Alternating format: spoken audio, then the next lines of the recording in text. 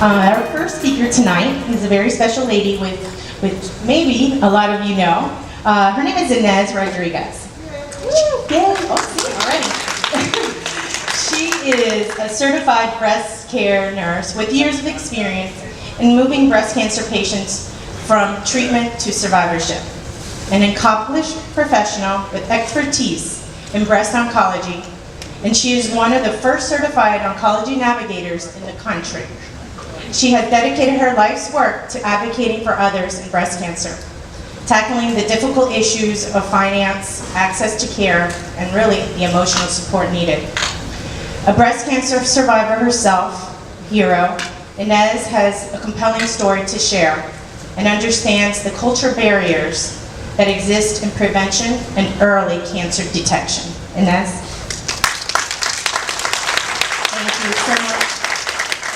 You know, when we started talking about this topic, I had all of this data and presentations and PowerPoint, and my fearless leader, Teddy, said, Ines, just tell them your story, because that's what's important tonight. Each of us has a story, and this is mine. If you would have said 12 years ago to me that I was going to be talking about adult issues with cancer, I would have said, you have the wrong nurse. I'm a pediatric oncology nurse. I really don't even like adults that much. But you know, God has a different plan sometimes. So 12 years ago, I was going to get one thing off my bucket list. My littlest one was going to preschool. I wanted to go on a medical mission. Operation Smile. I was the summer before my 40th birthday. Operation Smile needed me to go get a checkup. So I went, got my checkup. My PC said, you know, Ines, why don't we get a mammogram? You're almost due, you're almost 40. So I got the mammogram, I got the call back, I got the biopsy, and I got the telephone call.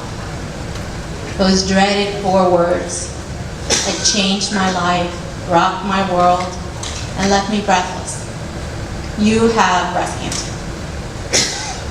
All of the well-meaning words my doctor kept telling me, early stage, so curable, I didn't even understand. It could have been Chinese, because all I heard was my children's laughter. All I heard was, how am I going to tell my parents? How am I going to face this? And you know what? That's universal. I have been doing this for 31 years, and I have yet to meet someone who doesn't tell me that they were given this diagnosis. They thought about anyone else but their family. We are selfless creatures when we are diagnosed with cancer. So you know what I did? Like any good oncology nurse, I went out to try and find information. And boy, did I face a myriad of problems.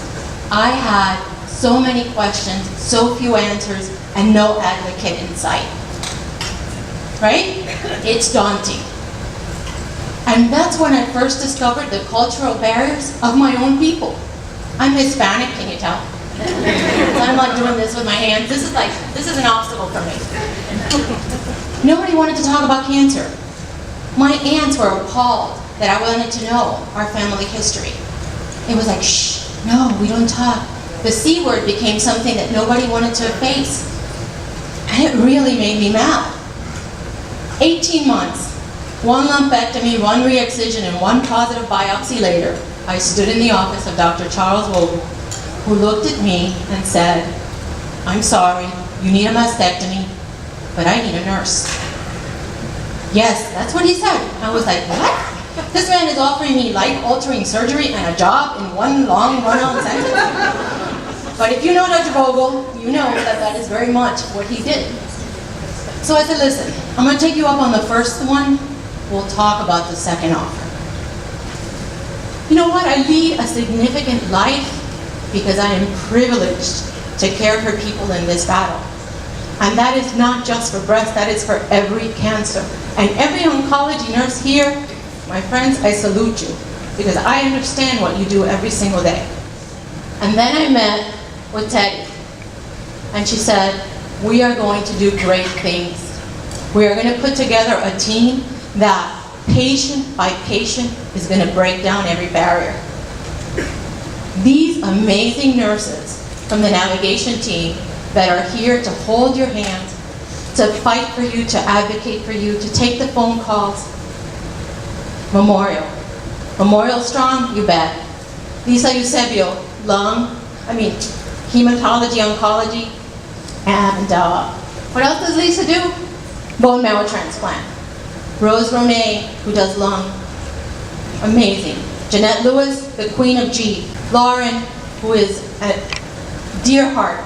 I called him, I said, I have a job that you're going to love, and he joined the team. And he does sarcoma, melanoma, and anything else Dr. Hussein throws at him. And my fearless, compassion partner at Memorial West, Vanessa Rodriguez, who's the navigator there for breast. You know what these ladies do? They are your partners in crime. They are your GPS, the greatest personal supporter. And this was possible through the vision of Maggie, Teddy, and the others at Memorial, who realized that we can't break down barriers unless we have people helping us do it. So today, I ask all of you in this room to help me combat fear, to speak about cancer in an easy conversation, to get your friends to come in for their mammograms, their colonoscopies, their pap smears, whatever is early detection, whatever test is out there, please, let's spread the word. Get the young women in your families to learn about breast self-exams. Get the grandmothers to come for their mammograms. Because you know what I've learned in this time, before it even became our slogan, that ladies and gentlemen, together we are stronger. Thank you.